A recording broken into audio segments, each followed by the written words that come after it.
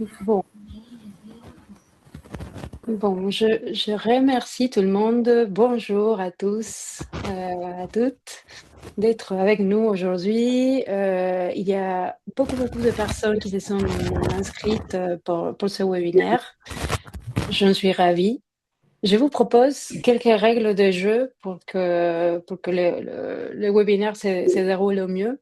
Je pense qu'on pourrait couper nos micros et laisser la parole à Agnès, qu'on a la chance et le plaisir de recevoir, d'accueillir aujourd'hui et qui va nous présenter cette formation sur les troubles 10. Et en tout cas, vous pourriez utiliser le chat pour faire des questions au fur et à mesure si elles concernent des sujets qu'elle est en train de développer. Peut-être elle fera des interventions. Je pourrais peut-être les faire part de vos questions. Et sinon, je vous propose de faire un temps d'échange à la fin de notre webinaire.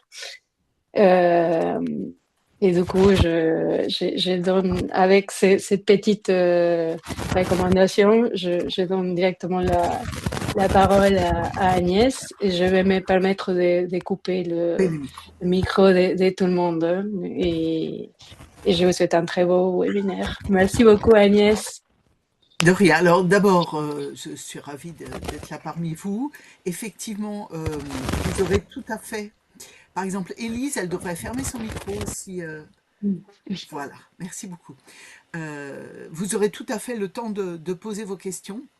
Mais simplement, on va se mettre à deux, c'est-à-dire que vous les écrivez dans le chat, et puis je veux bien que tu regardes ce qu'il en est exactement. Euh, voilà, merci beaucoup pour les micros. Si jamais, moi, de mon côté, ça fait du bruit, d'améliorer les choses. Est-ce que vous voyez tous mon écran? C'est OK pour vous? De toute façon, vous aurez le replay, puis vous aurez le support après qui vous sera partagé.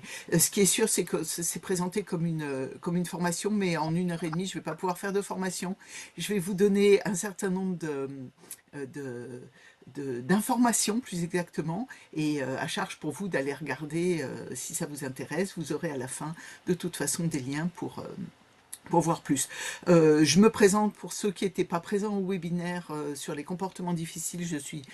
J'étais jusqu'à il n'y a pas très longtemps professeur de FM à Clermont-Ferrand.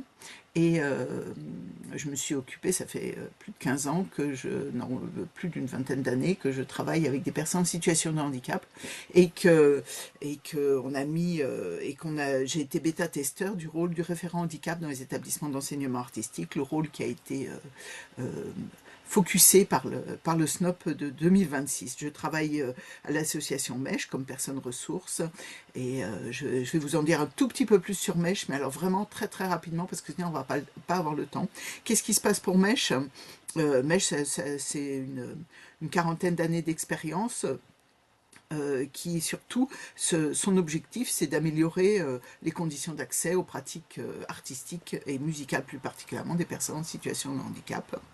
Et du coup, pour ça, on a trois grands domaines d'expertise qui sont, donc je vous le disais, le référent handicap, puisque on a beaucoup réfléchi là-dessus au sein de MESH. On a aussi la pédagogie musicale adaptée, bien entendu, et puis l'accueil inclusif de façon plus générale dans les pratiques artistiques. Et pour ça, on a trois grandes missions, et ces trois grandes missions, c'est accompagner les publics et les territoires. C'est un peu ce qu'on fait là quand on fait un webinaire, former les professionnels, on est en formation, et j'ai cette triple casquette d'être là pour un webinaire, de former des professionnels dans le cadre de formation MESH ou autre, et puis de concevoir et de diffuser des ressources. Je ne vous en dis pas plus sur MESH, vous pouvez contacter MESH, vous avez des liens, et surtout vous n'hésitez pas à vous inscrire à la newsletter et à participer à notre vie. Et on rentre tout de suite dans le vif du sujet. Ce que je vous propose, c'est que je vais faire un tout petit blabla sur le handicap, hein, mais surtout, quelles sont vos représentations vis-à-vis de ce qu'on appelle les handicaps invisibles et plus particulièrement les troubles du neurodéveloppement. Et dans ces troubles du neurodéveloppement, on va voir qu'ils ont des spécificités un peu particulières, en tout cas du point de vue du fonctionnement du cerveau, et voir comment ça impacte les apprentissages et nous de la musique. Et dans ces troubles du neurodéveloppement, je fais encore un focus plus particulier sur aujourd'hui les troubles 10, qui ne s'appellent plus du tout comme ça maintenant, mais je vous en dirai un tout petit peu plus dans quelques instants. Et comme c'est bien joli de catégoriser par handicap, mais que ce n'est pas la réalité, parce que je le dis et je le redirai, quelqu'un qui a l'étiquette d'un handicap peut ne pas avoir les mêmes besoins que le voisin d'à côté qui a la même étiquette avec le même handicap. En revanche, deux handicaps différents peuvent avoir les mêmes besoins. Donc, je vous les présente pour que ce soit bien clair dans votre esprit par typologie de handicap. Et après, je laisserai un temps pour les questions. Je veux bien que vous fermiez votre micro. Et ensuite, je basculerai sur, finalement, quelles sont les grandes typologies d'adaptation pour répondre aux besoins de ces élèves qui sont en situation de handicap ou pas. Et alors j'ai mis qu'il y avait des questions à la fin, mais on peut faire tout à fait un arrêt sur les questions entre la présentation des troubles 10 et puis finalement le résumé des grandes typologies d'adaptation que je vais vous proposer après. Donc on rentre tout de suite, excusez-moi, on rentre tout de suite dans le vif du sujet. Un peu de blabla. Je voudrais juste vous dire que euh, comment on appelle ça, la classification du handicap telle que définie par l'Organisme mondial de la santé, en fait, elle a trois termes bien distincts. Elle a un premier terme, si vous voulez. Voilà. Il y a un premier terme qui est la déficience, c'est-à-dire vous avez un accident, vous avez une maladie, vous avez quelque chose d'héréditaire, vous avez une déficience, c'est-à-dire quelque chose de médical. Ça vous engendre une incapacité, mais que c'est cette incapacité au regard de notre société qui crée un désavantage, et ce désavantage, c'est ce qu'on appelle le handicap maintenant, surtout depuis la loi de 2005. Donc vraiment, il faut que vous gardiez en tête que avant, on avait un modèle médical du handicap, c'est-à-dire il lui manque ci, l'individu il est handicapé, il ne peut pas marcher, il ne peut pas parler, il ne peut pas voir, etc. Donc il lui faut des écoles spéciales, des choses comme ça. Et puis, depuis déjà 2011, ça a commencé à s'infléchir du point de vue de l'OMS, et depuis la loi de 2005, la convention... en 2006, il y a eu une convention spéciale pour les personnes en situation de handicap, je ne vais pas rentrer là-dedans, qui dit vraiment que c'est désormais le modèle sociétal qui va prévaloir pour le handicap, c'est-à-dire que c'est à la société de s'adapter de sorte que la personne ne soit plus en situation de handicap. Et pour, euh, et pour, euh, et pour vous le redire, je vous ai recité la loi de 2005 qui dit que donc ce modèle sociétal, au lieu de dire c'est à la personne en situation de handicap de s'adapter et donc de faire en sorte qu'elle soit comme les autres, c'est plutôt à la société de faire tomber les barrières pour que tout le monde puisse avoir accès à tout. Hein, c'est l'accès à tout pour tous. Et donc, de ce fait, ils ont mis en place, la loi de 2005 a vu la création des maisons départementales pour les personnes en situation de handicap, la MDPH, cette notion d'accessibilité qui est extrêmement importante, et c'est une obligation, hein, c'est pas une option, l'accessibilité. Il y a le droit à la compensation et le droit à la scolarisation. Après, il y a un dernier point qui est sur l'emploi, mais comme ce n'est pas notre sujet d'aujourd'hui, je n'en parlerai pas. Je fais vraiment très très vite parce que ça n'a pas grand intérêt, c'était juste pour vous poser le cadre de ce changement de paradigme entre le modèle médical et le modèle sociétal, parce que c'est ça qui va nous intéresser. Et puis, je vous présente un petit visuel sur les handicaps. Vous prenez le temps de regarder. Est-ce que, alors là, le cas échéant, vous pouvez mettre dans le chat, est-ce qu'il y a des handicaps qui ne vous parlent pas? Est-ce que vous voulez que je fasse un tout petit déroulé des différents handicaps ou est-ce que c'est OK pour vous? Est-ce que si je... Vas-y Dominique, enfin, sauf Non, si. bonjour, bonjour. Bonjour. Tout le monde avait fermé son micro de sorte que ça ne sature pas l'espace. Et ma question Pareil. c'était, est-ce que c'était OK pour vous pour cette présentation des handicaps? Ça, il y a rien qui vous titille là, dans cette présentation-là?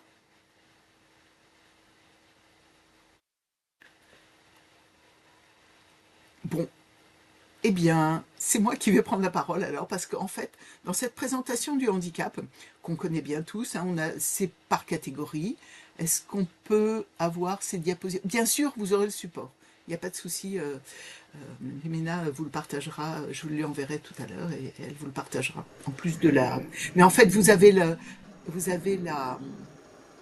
Ah, attendez, je ferme un micro. Je sais pas. Non, je peux pas faire. Gemina, merci beaucoup. Euh, de toute façon, vous aurez l'enregistrement audio, donc vous aurez les supports qui seront visibles. Et à chaque fois, il y a le lien vers où vous pouvez trouver la source. Ok? Donc ici, vous avez c'est la façon la plus commune qu'on a de présenter les handicaps. Donc il y a les handicaps moteurs qui sont représentés par les personnes en fauteuil roulant, alors qu'on sait que c'est 4% des personnes avec un handicap moteur qui sont en fauteuil roulant. Donc c'est absolument pas représentatif. Les handicaps visuels, ok, ça va de la personne malvoyante à la personne complètement déficiente visuelle. Les handicaps auditifs, ok. Après, on rentre dans les handicaps psychiques. Les handicaps psychiques, ça peut être la dépression, ça peut être la schizophrénie, ce genre de choses. Vous avez la déficience intellectuelle, telle que c'est marqué, la privation des facultés intellectuelles.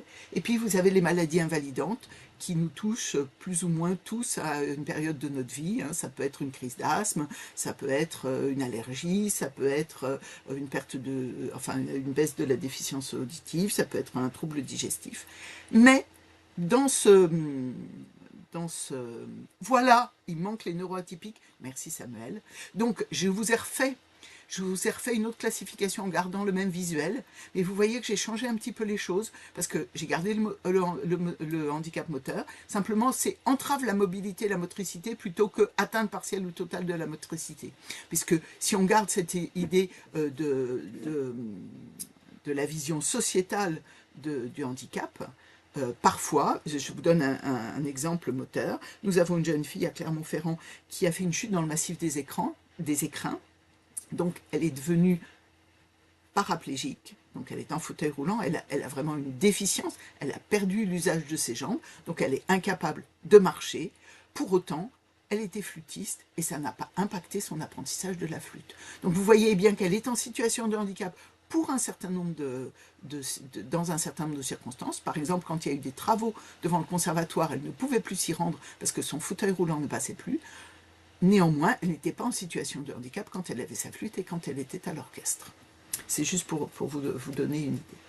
Le handicap psychique avec les fonctions mentales, émotionnelles et comportementales. Et j'ai donc rajouté le handicap cognitif à la place de la déficience intellectuelle. Parce que la déficience intellectuelle, c'est une toute petite partie du handicap cognitif. Et ce n'est pas un handicap à lui tout seul. Voilà. Et puis les maladies chroniques.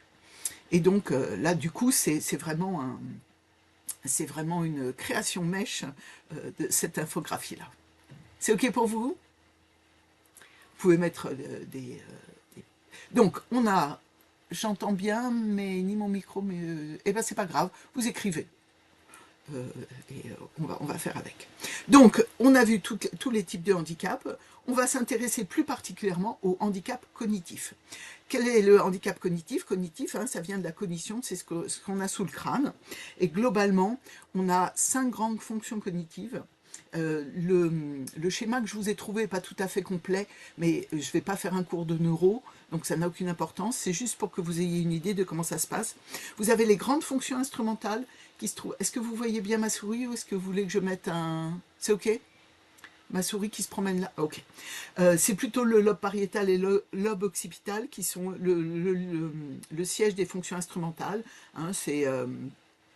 C'est les praxies, les capacités motrices. Les gnosies, c'est tout ce qui a trait au sens, pour percevoir et comprendre le monde. Par exemple, pour battre la mesure ou pour danser. C'est nos fonctions instrumentales qui sont à l'arrière. Ensuite, vous avez le lobe temporal et le lobe frontal qui, eux, sont plutôt le siège des mémoires, des attentions, de la cognition sociale. Les mémoires, à quoi ça sert? Ça sert à apprendre à se souvenir. Les attentions, à repérer et retenir l'information. Et la cognition sociale, simplement socialiser, parce qu'on est des êtres sociaux. Et ensuite, dans le lobe préfrontal, qui n'est pas pardon, ici, ce sont les fonctions exécutives. Le lobe préfrontal, c'est tout ce qui nous permet de nous adapter. Et donc, pour ceux qui ont suivi le webinaire précédent sur les comportements, enfin les difficultés à expression comportementale, on a parlé des fonctions exécutives qui sont le siège, finalement, le chef d'orchestre de notre cerveau, et c'est là où on va voir les dysfonctionnements qui sont les plus patents. Je vous ai mis un petit blabla. Oui, non, je vous montre ça tout à fait tout de suite. Donc notre cerveau, il est là. Ce sont quand on va parler de handicap cognitif, ça se situe là. Et il y a différentes sortes de troubles cognitifs. Il y a les troubles cognitifs acquis. Hein, si par exemple vous avez un traumatisme crânien, vous avez un trouble cognitif acquis. Si vous avez un accident vasculaire cérébral, pareil. Si vous avez une trisomie 21, c'est bien une déficience intellectuelle, mais elle est acquise. Alors que vous pouvez avoir des troubles cognitifs évolutifs, comme par exemple les maladies neurodégénératives, ce qu'on appelle Alzheimer, Parkinson et ce genre de choses, ou les scléroses en plaques, qui ont un impact sur la cognition. Et puis vous avez le dernier, à nouveau, on resserre l'entonnoir, les troubles cognitifs développementaux.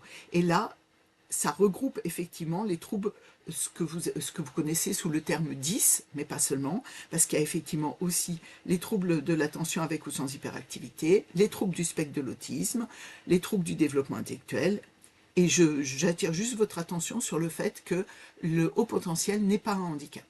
Autant la loi de 2005, elle dit les troubles cognitifs sont désormais des handicaps, autant le haut potentiel n'est pas un handicap. Et tout ça, la loi de 2005, elle s'est appuyée sur des recherches scientifiques qui ont montré, grâce à l'IRM, qu'on voyait les difficultés neurologiques de fonctionnement des apprentissages. Par exemple, on voit très bien que l'aire du langage, il y en a une partie ici, l'aire de Broca et l'aire de Wernicke, qui sont là, et c'est ce qui entend et pour s'exprimer et pour recevoir, et elles sont liées par un faisceau arqué qui est là derrière, et le docteur Habib vous dirait que lui, ses recherches ont montré que les personnes dyslexiques ce faisceau arqué était sous-développé, alors que chez les musiciens, il était surdéveloppé.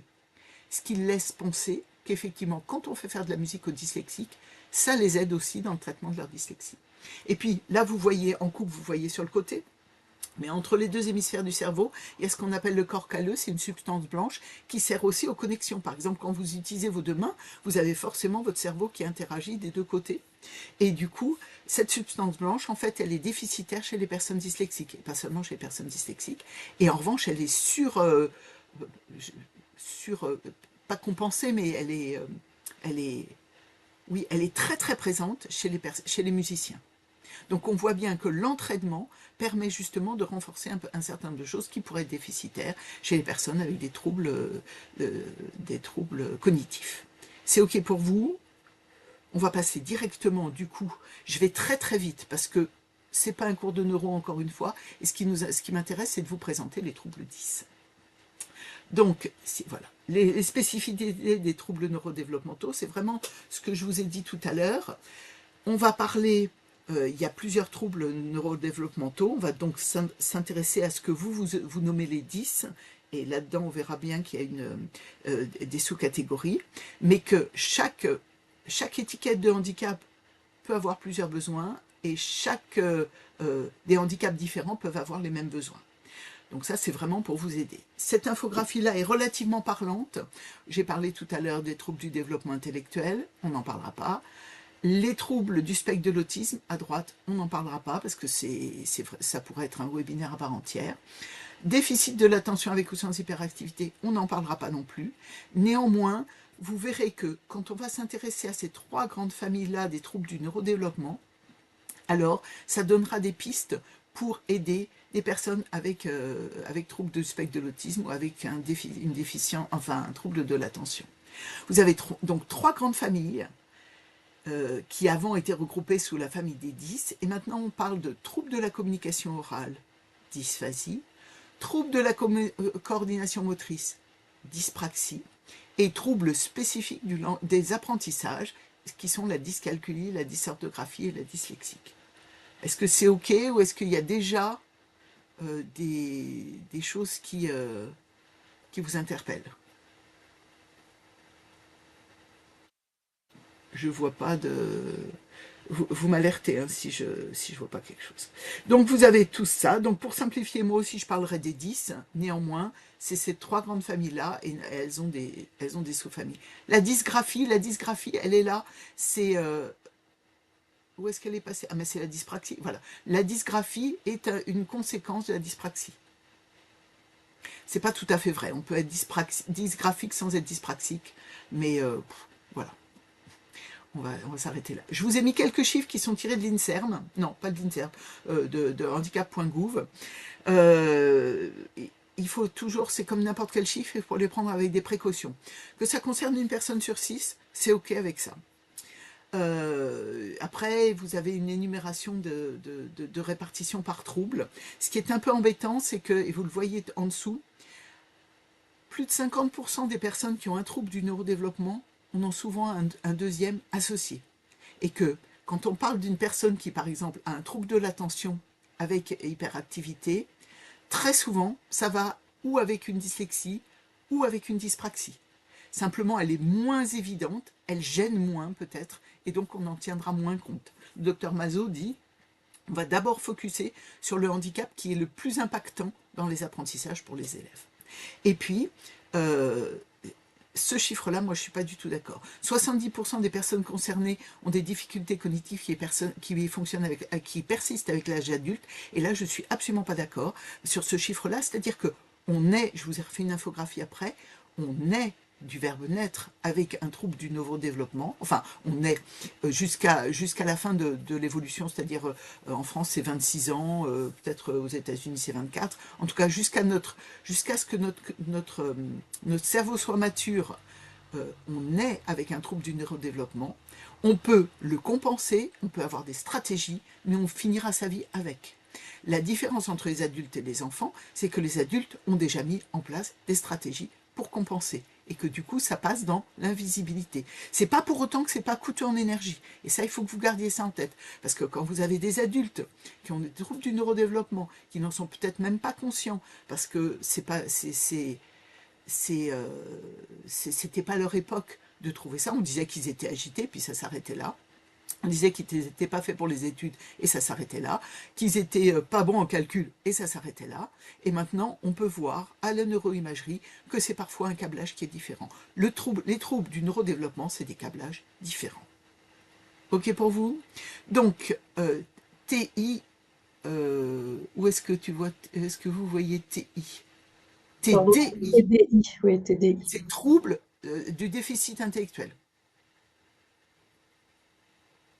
Donc, les différents troubles, on resserre encore de plus en plus l'entonnoir. Donc, je vous présente, alors on ne va pas tous les voir aujourd'hui, on va voir la dyslexie, parce que quand même, notre société, c'est un monde de l'écrit, et que donc, je le regrette, hein, mais on passe quand même beaucoup par l'écrit. La dyscalculie, parce que contrairement à ce qu'on pourrait penser, ça sert énormément dans la musique. La dysphasie, parce que c'est un trouble invisible qui atteint moins de personnes, mais vous allez voir qu'il peut être masqué, que c'est très très compliqué. Les dysexécutifs, c'est les fonctions exécutives qui dysfonctionnent. On va en parler quand on va parler des autres, donc je n'en parlerai pas. Je vais parler de la dyspraxie, parce qu'elle est très importante. Nous sommes globalement, même si on est chanteur, on peut souffrir de dyspraxie, et je vous dirai pourquoi. En revanche, je laisserai tomber la dysgraphie et l'écriture, parce que on est quand même avec un instrument souvent, et à part les profs de FM, la dysgraphie, c'est moins problématique. Et la dysorthographie, en revanche, ça montre qu'il y a un dysfonctionnement, mais nous, on s'en fiche. C'est pas grave qu'il écrive trompette, pas comme il faut. Et donc, cette deuxième infographie qui dit bien, on est avec un trouble 10 et on le garde toute sa vie. Et entre-temps, on apprend à compenser. En sachant qu'à chaque fois qu'on compense, c'est forcément de la fatigue qui est engendrée. On se lance et je vais vous faire un... Oui, ouais. Du coup, est-ce que ça veut dire que ça peut être héréditaire aussi ou pas si on est Voilà. Il faut savoir que globalement, alors je n'ai plus les chiffres en tête, mais globalement, à part des problèmes, à la conception, par exemple, qui pourraient avoir impacté l'évolution du cerveau, en règle générale, quand vous avez des parents qui ont des troubles du neurodéveloppement, les enfants ont des troubles du neurodéveloppement. Je ne sais pas si c'est à vous, je racontais ça la dernière fois, non, c'est sûrement pas à vous. J'ai une famille, je connaissais les 3 aînés, et j'accueille la petite sœur, et je dis à la maman, vous savez, votre fille, elle est absolument super, elle est toujours très souriante, toujours très impliquée, elle vient avec beaucoup de plaisir, néanmoins elle est très très lente, et j'ai l'impression que ça la fatigue beaucoup.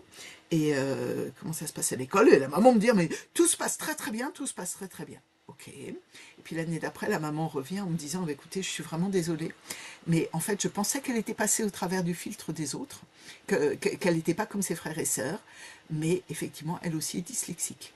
Et donc, là où j'attire votre attention, c'est que nous, en musique, on est tout de suite dans de la double tâche, et notre cerveau, il n'aime pas du tout ça, la double tâche. Et que donc, on va voir plus vite qu'à l'école que les élèves peuvent avoir des difficultés des fonctions exécutives. J'espère que j'ai répondu à votre question. Donc la dyslexie. La dyslexie, c'est quoi? C'est une incapacité, ça veut dire privé de quelque chose, une incapacité à automatiser les mouvements, la lecture en elle-même. Et il y a différentes sortes de dyslexie, j'y reviendrai après. Mais je voudrais vous faire jouer quelques instants. Je vais vous donner un texte à lire et je vous prie de répondre à la question qui est posée en bas. Vous avez 1 minute.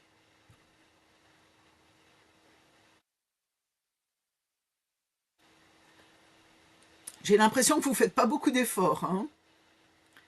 Bon, la minute est presque passée. Vous avez compris le sens du texte, j'espère. Vous êtes en mesure de répondre à la question. Bon, voilà, j'en vois qui haussent les sourcils. Je ne vois pas tout le monde, donc j'en vois qui haussent les sourcils. Ce qui est certain, c'est que vous avez appris à automatiser un certain nombre de choses. Et là, je vous mets dans une situation où les automatismes ne devront pas fonctionner. Donc, vous êtes comme quelqu'un qui retourne à l'apprentissage de la lecture. Les mots sont pas coupés comme il le faudrait, donc vous ne pouvez pas mettre en place des automatismes. Vous voyez que ça vous prend un temps beaucoup plus important que ce que vous aviez l'habitude de faire d'habitude. En plus, j'ai glissé quelques fautes d'orthographe dedans, donc il faut que votre cerveau, il remette dans le bon sens, il rectifie la faute d'orthographe. Autant vous dire que répondre à la question quelles sont les 3 œuvres citées dans le texte de Jean-Sébastien Bach, vous connaissez Jean-Sébastien Bach, vous connaissez ses œuvres, 3 vous en avez certainement, mais d'être arrivé jusqu'à la question, vous n'y êtes pas arrivé. Donc vous imaginez bien ce que ça représente pour un élève dyslexique de lire un texte. Oui, c'est très difficile à lire, je veux bien vous croire, c'était fait exprès. Donc j'ai donné le texte et puis j'ai demandé à Claude de me le morceler de sorte que ce soit difficile, c'est une intelligence artificielle, de sorte que ce soit difficile à lire. Donc, le problème, c'est qu'il va falloir que vous mettiez en place des stratégies qui sont coûteuses, et bien c'est exactement ce qui arrive aux dyslexiques. Je vous fais un tout petit blabla sur la dyslexie, si j'y arrive. Bon, il y a différentes sortes de dyslexie. Oui, donc pour revenir à notre exemple de tout à l'heure, vous imaginez si vous êtes presbyte et qu'on vous enlève vos lunettes, c'est exactement la même chose, vous vous trouvez en difficulté. Donc nous, il va falloir qu'on donne des lunettes à nos dyslexiques. C'est quoi les lunettes? Comme on a... Attendez, il est quelle heure? Oh, oui, il est déjà un peu tard. J'ai des exemples d'enfants qui me racontent les difficultés qu'ils rencontrent. Vous ne les aurez pas, mais c'est ma petite fille qui raconte que hors de son contexte, les B et D, elle ne sait pas les reconnaître. Quand elle a un exercice de maths où c'est marqué B et D, elle voit bien le dessin, mais elle est incapable de savoir si c'est un B ou un D. Elle me dit, dans un mot, je sais si c'est un B ou un D. Mais sinon, comme ça, je ne sais pas. C'est pour ça qu'elle écrit les B toujours en majuscule. Le P et le Q, le D, le D et le B, on l'a dit, le M et le N, les jambages, tout ce genre de choses peuvent être difficiles. J'ai essayé de vous lister un certain nombre de difficultés qui sont vraiment... Donc, il y a des confusions. Pour nous, les musiciens, c'est par exemple les confusions La-Fa. Je ne sais pas pourquoi, mais le La et Fa sont toujours confondus, et le Si et le Ré. Donc ils ont une difficulté de fluence de lecture qui va se transposer aussi dans les lectures de notes. Or, quand on demande un déchiffrage, il faut que tout se mette en place pour qu'il y ait une certaine fluence, sinon on perd le sens du contexte. Comme vous tout à l'heure avec le texte sur Jean-Sébastien Bach, vous étiez au déchiffrage, à la syllabisation, comme si vous étiez un primo-lecteur, et donc vous ne pouviez pas avoir le recul nécessaire pour prendre le sens du contexte du texte. Donc c'est quand même un petit peu gênant. Donc quelles sont les difficultés, hein? Ah oui, non, attendez, avant que je vous spoil ça, il y a plusieurs sortes de dyslexie. Il y a d'abord la dyslexie de surface, qui dit aussi, si vous voulez briller dans les salons, ça s'appelle la dyslexie dyséidétique. Si, si, je vous promets. C'est un problème visio-spatial. Il y en a qui se moquent, mais c'est vrai. Donc c'est une difficulté à se constituer un lexique orthographique et automatiser les mots. Donc ils sont toujours, toujours en train d'essayer de, de syllabiser les choses pour que ça ait du sens. Donc vous imaginez bien, au bout d'une ligne, ils ont oublié le sens de la chose, puisque leur objectif premier, c'était de lire. Vous leur avez demandé de lire. Donc ils ont une difficulté très forte à écrire et à lire des mots irréguliers parce qu'ils ne savent pas comment ça s'écrit. Et quand je vous dis, alors, quant à l'orthographe, les S et les choses comme ça, c'est pas qu'ils soient dysorthographiques, mais que c'est du superflu. Et puis il y a la deuxième sorte de dyslexie, qui est la dyslexie phonologique, c'est-à-dire une incapacité, on entend un son et on est incapable de savoir comment ça peut bien s'écrire. Nous, en français, en plus, on n'a pas beaucoup de chance, parce qu'on a plein de diphtongues. On a plein de façons d'écrire les sons. Hein, contrairement à par exemple, où c'est plus simple. Et puis, il y a des gamins qui, non seulement ont une dyslexie de surface, mais aussi une dyslexie phonologique. Donc, ils sont handicapés à la réception et à la lecture. Donc, c'est encore plus compliqué pour eux. Pour ce qui nous concerne, nous, les musiciens, donc la lecture des partitions est très très lente. En plus, c'est difficile parce qu'il faut mettre les notes et le rythme en même temps. Il y a des confusions de symboles.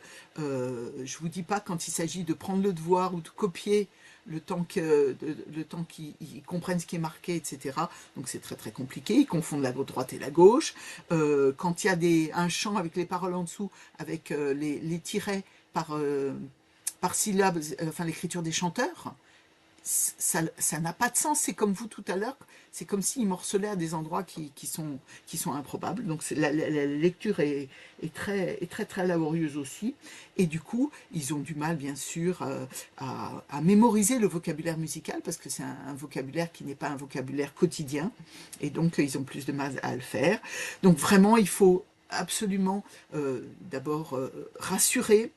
L'élève, il n'est pas bête, il n'est pas paresseux, il n'a pas d'atteinte neurologique. Hein. C'est comme si, pour ceux qui ont des lunettes autour de cet écran, si vous enlevez vos lunettes, vous ne perdez pas des capacités intellectuelles, vous perdez des capacités visuelles. Ben, c'est exactement la même chose avec les dyslexiques. La tête, elle fonctionne très bien. C'est pour ça qu'à l'oral, ils sont souvent très prolixes et ils vous racontent plein de choses. Interrogez-les à l'oral, ça marchera bien. En revanche, si vous voulez un texte fluide, donnez-leur des béquilles de mettre des couleurs. Ne serait-ce que quand il y a une phrase qui revient à l'identique, faites pas la charge cognitive de le lire deux fois. Vous l'encadrez en rouge, et vous l'encadrez en rouge, donc il sait que c'est la même. Et comme ce sont des gamins qui fonctionnent avec une mémoire qui est hyper performante, parce qu'ils sont bien obligés de compenser, il se souviendra que la rouge c'est la rouge, et il n'aura pas besoin de la redéchiffrer une deuxième fois. Ok? Donc je vais vous faire un peu comme ça tous les troubles 10. Donc il faut privilégier le par cœur pour tout ça. Ensuite on passe, je ne me souviens plus quel est celui d'après. Évidemment c'est dessus. Ah là, c'est la dyscalculie.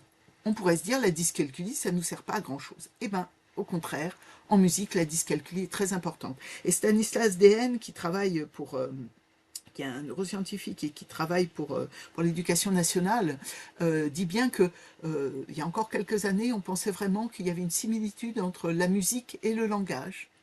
Et en fait, que ces recherches l'amènent à montrer qu'il y a d'énormes similitudes entre la musique et les mathématiques.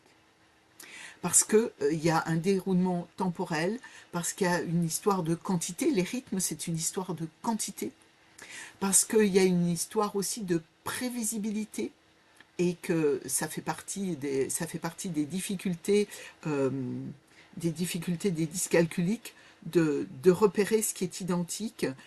Par exemple, mémoriser les tables de multiplication et même d'addition sont très compliquées. Ils ont du mal à estimer les quantités. Et vous allez voir que des gamins qui sont avec une dyscalculie ont énormément de mal, par exemple, à prendre un relevé rythmique. Au-delà du fait que c'est stocké en mémoire de travail, ils sont incapables de dire combien il y a de quelque chose dans un temps.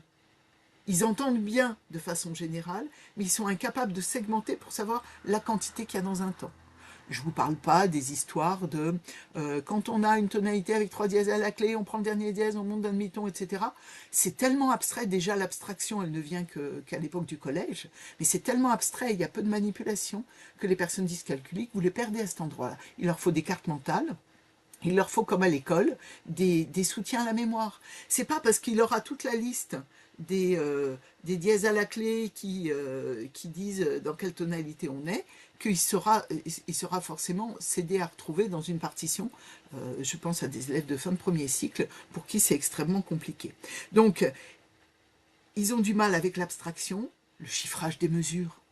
Vous pouvez laisser tomber pour les dyscalculiques. Quand moi j'étais petite, les premières partitions, elles étaient écrites 3 et puis une petite noire en dessous.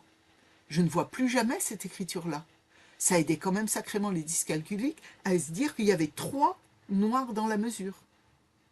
Il y avait 6 croches dans la mesure.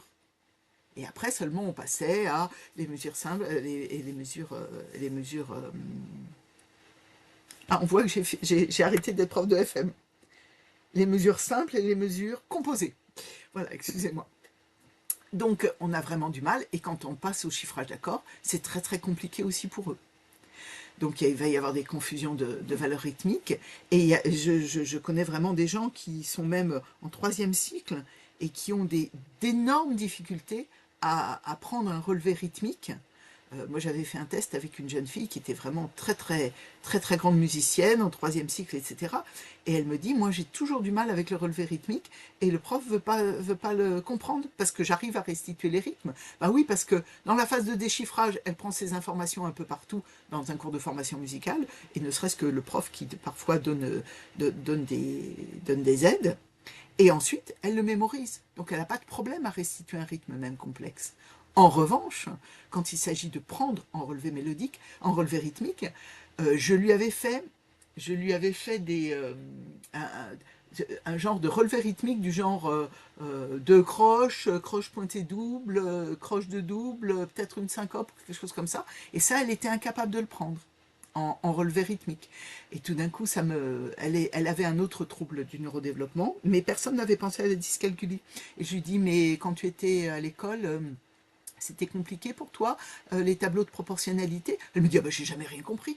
Est-ce que tu savais lire facilement l'heure sur une horloge? Ah bah j'ai réussi, moi j'ai besoin de l'analogique. Et donc je dis, probablement, moi je ne suis pas là pour poser du diagnostic, probablement il y a quelque part une compensation d'une dyscalculie, et que donc c'est normal que ce soit compliqué pour toi. Donc après, par exemple, une des choses que j'ai faites, je lui ai donné ces petits cartons-là à réorganiser, et là elle a réussi tout de suite à me retrouver quel était le rythme basique que j'avais fait. Donc ça peut être une des façons de faire, vraiment avoir du concret pour ces élèves-là, les faire marcher, les faire faire corporel, hein, par exemple au passo, ça peut être très très bien, et puis fragmenter les tâches, ça c'est très important aussi. Je ne m'attarderai pas plus, vous prendrez connaissance de tout ça. Simplement, moi, je vais faire un récapitulatif par adaptation, et vous verrez qu'il y a plein de choses qui se rejoignent à cet endroit-là. Donc, ce n'est pas forcément la peine d'avoir dans votre tête de surcharger votre mémoire avec s'il est dyscalculique, alors il faut lui proposer ça, s'il est dysstrucmuche, il faut lui proposer ça, d'autant que vous allez vous épuiser avec ça. Je vous propose la dyspraxie. J'aime beaucoup la dyspraxie. Donc c'est un trouble de la programmation de la réalisation des gestes. Vous avez des élèves qui ont des gestes lents, vous avez des difficultés d'écriture, vous avez une grande fatigabilité, et qui est non seulement physique, mais aussi cognitive, parce que ça leur demande beaucoup d'énergie. Et du coup, de façon générale, ce sont des enfants qui ont des problèmes avec tout ce qui est instrumental, mais instrumental au point de vue les ciseaux, la fourchette, c'est des enfants, enfin, il se trouve que je sais de quoi je parle, puisque j'ai des enfants qui ont tous des troubles neurodéveloppementaux. Alors si vous vous souvenez du fait que c'est héréditaire, vous voyez d'où ça vient. J'en avais un, mais pour lui apprendre à manger, mais c'était la catastrophe. Il loupait sa bouche systématiquement, et il était déjà très grand. Le sensoriel est important. Alors je ne sais pas qui a posé la question, et si c'était pour la dyscalculie, oui, effectivement, le sensoriel est très important. C'est pour ça que dans les adaptations, il faut vraiment penser les 3 entrées, auditif, visuel et kinesthésique pour avoir le maximum de chances de répondre à toutes les problématiques des élèves, et on en reparlera tout à l'heure. Donc les dyspraxiques, il faut savoir que ça va quand même jusqu'à 6% de la population, et que souvent quand on a ou un trouble de l'attention ou un trouble du spectre de l'autisme, souvent il y a une dyspraxie associée. On va pas avoir le temps de le faire parce que je vois le temps qui passe, mais imaginez si je vous avais demandé de prendre votre main qui n'est pas votre stylo avec votre main qui n'est pas directrice et de lever une main avec l'autre et de recopier ce foutu texte. Je pense que vous auriez un peu galéré. Quand je fais faire cet exercice-là, il y en a qui râlent au bout de ligne en disant « mais ça me fait mal », ils se crispent sur le stylo, on ne comprend rien à ce qu'on a écrit, etc. Et du coup, à la fin de l'exercice, je vous dis « mais c'est quoi le sens du texte ?» Ah ben on ne peut pas tout faire, hein. Vous nous avez demandé d'écrire, on ne peut pas à la fois écrire et comprendre le texte. Or c'est un texte qui veut dire quelque chose, pareil que pour bac tout à l'heure. Okay. Donc vous voyez que nos élèves, vous le retrouverez, hein, vous pourrez faire l'exercice, vous verrez comme vous écrivez bien de la main qui n'est pas directrice. Oui, pas facile. Merci Félix de jouer le jeu. Et en plus, si on vous demande de prendre des notes et après de vous relire, vous êtes incapable de vous relire. Je vous montre un exemple. Ce charmant jeune homme qui ne savait pas manger quand il était petit, ça va mieux maintenant. Voilà, on peut dire que finalement, c'est pas si mal que ça. Quand on se poche, on arrive à comprendre ce qu'il dit. Il faut savoir qu'il a 19 ans quand même à cette époque-là. D'accord ? Et c'est toujours pas mieux. Quand il nous écrit quelque chose, alors il a un ordinateur depuis de longues années, quand il nous écrit quelque chose, quand il veut nous laisser un petit mot, enfin quand il était à la maison, il nous mettait tout ça en majuscule parce que sinon on n'arrivait pas à lire. Parce que ici, par exemple, alors je vois bien que c'est triolet parce que moi je suis musicienne, mais ici, là, ça me demande un temps faramineux pour comprendre ce qu'il a dit. En revanche, j'ai bien vu ici tout en bas, Topo Agnès sur les tonalités. J'ai bien été obligée de l'aider à cet endroit-là pour le réapprendre ce que c'était que les tonalités. Donc c'est un enfant qui a fait de la musique, c'est un enfant qui fait de la musique, c'est un enfant qui a beaucoup galéré, d'autant que de la dyspraxie, il y a différentes sortes de dyspraxie, dont alors, la plus courante, c'est une dyspraxie visuospatiale qui fait qu'on a eu du mal à automatiser les saccades oculaires. Et lui, en plus, il avait une dyspraxie orofaciale qui fait qu'il avait du mal à mettre sa langue et ses lèvres, et il avait choisi la trompette. Voilà. Maintenant, il a changé d'instrument, mais la trompette, il a été obligé de commencer. Le prof a été super astucieux. Il a donné une embouchure de cornet à bouquin. Et comme c'est beaucoup plus petit, ça a permis au gamin de pouvoir souffler dans sa trompette de façon pertinente. J'ai une petite fille aussi qui vous raconte combien la planification des gestes, quand elle met ses chaussures le matin pour que je l'emmène au lycée, c'est juste une catastrophe. Ça lui demande une énergie faramineuse. Il faut qu'elle pense que déjà, elle va aller au bout du couloir, il faut qu'elle sorte sa paire de chaussures, il faut que... Et on en a pour 5 minutes pour s'habiller. Quand vous savez, vous trouvez que les gamins sont lents quand ils sortent d'éveil et qu'ils mettent leurs chaussures, ben parfois c'est un signe qu'il y a une dyspraxie sous-jacente. L'embouchure de corps, ça marche aussi, mais le prof, il avait une embouchure de cornet à bouquin et pas de corps. Voilà. Je le dis que je le pense. Merci beaucoup. Donc, ah non, non, non, voilà. Je vous passe les histoires d'Alice. Donc, nous, on appelle ça Superman, c'est le super-héros, celui qui met son slip sur son pantalon dès le matin. C'est un gamin qui se trouve en situation de handicap dès qu'il pose le pied par terre. C'est compliqué. Ses difficultés, oh ben, il en a pléthore. La double tâche, c'est juste impossible pour lui. Hein, s'il vous plaît, vous lui faites pas battre la mesure et chanter en même temps, c'est juste pas possible. Même marcher, c'est pas possible. Donc, ce gamin dont vous avez vu un extrait de l'écriture, d'abord, il sait toujours pas faire de vélo. Il approche quand même de la trentaine. Quand il monte un escalier mécanique avec moi, si je lui parle, et s'il me répond ou s'il m'écoute, il est capable de se vautrer en arrivant en haut. Il n'est pas capable de penser à lever le pied en même temps qu'il me parle. Donc vous imaginez ce que c'est que la vie au quotidien d'un gamin comme ça. Donc la posture instrumentale, tous les gestes instrumentaux non automatisés. Enfin, l'avantage quand même, c'est que je connais maintenant au moins 3 enseignants de musique instrumentistes qui sont dyspraxiques. Donc rien n'est perdu, tout est possible. La motricité fine est très très compliquée, et puis la coordination rythmique est surtout très perturbée. Et ce dont je parlais tout à l'heure, l'exploration visuelle est très complexe, donc si vous ne mettez pas des partitions qui sont adaptées, ces gamins-là, ils vont ramer comme des malades. Il faut aussi penser à leur évolution dans l'environnement. Si vous voulez faire mettre debout assis, il ne faut pas que les salles soient trop petites, il ne faut pas que ce soit encombré, il faut que... voilà, chef d'orchestre, oui, oui. Exactement, mais donc je ne sais pas, parce que c'est D2L, je ne sais pas qui est cette personne qui a témoigné. Oui, tout à fait, on prend des automates, on arrive quand même, à force de comment est-ce qu'on appelle ça, de compensation, à pouvoir mettre un certain nombre de choses en place. Néanmoins, on peut imaginer que c'est pas le chef d'orchestre qui aura de fins petits... peut-être que c'est difficile encore de faire avec les deux mains ou des choses comme ça. Enfin, j'en sais rien, il faudrait vous entendre. En tout état de cause, le dernier professeur qui était professeur d'orgue et de clavier que j'ai entendu parler de sa dyspraxie me disait: j'ai appris par cœur toutes les positions des accords et toutes les positions des doigts pour que quand il y a un déchiffrage, je puisse être le plus pertinent possible. Merci beaucoup, Laetitia. Donc, il faut vraiment penser à soulager leur cognitif, hein, parce que c'est vraiment pas un élève paresseux, et que quand ils sont là, et qu'ils sont accrochés, et qu'ils ont envie de faire de la musique, il faut vraiment leur donner toutes les chances, enlever le maximum de barrières pour qu'ils puissent s'épanouir. Hein. Il peut concevoir dans sa tête, mais alors le faire, c'est vraiment très très compliqué.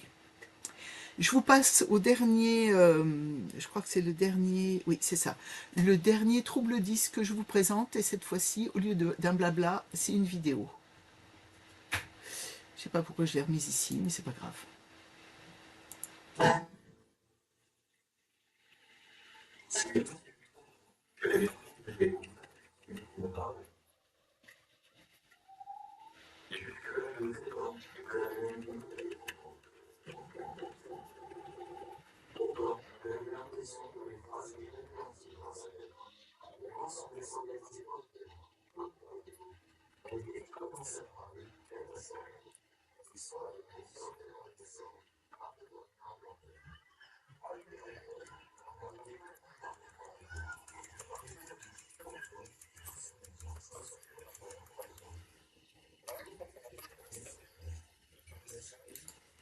Pardon, j'ai essayé de répondre.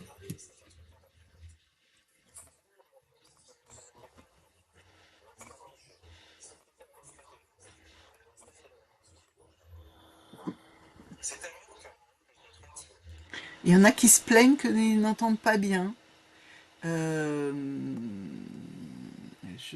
Qu'est-ce que je peux faire? Je peux monter le son, mais ça va saturer. Alors attendez, 30 secondes. Je vais arrêter le partage pour vérifier que j'ai bien mis... Partager l'audio. On recommence. Je vous remets depuis le début? Oups.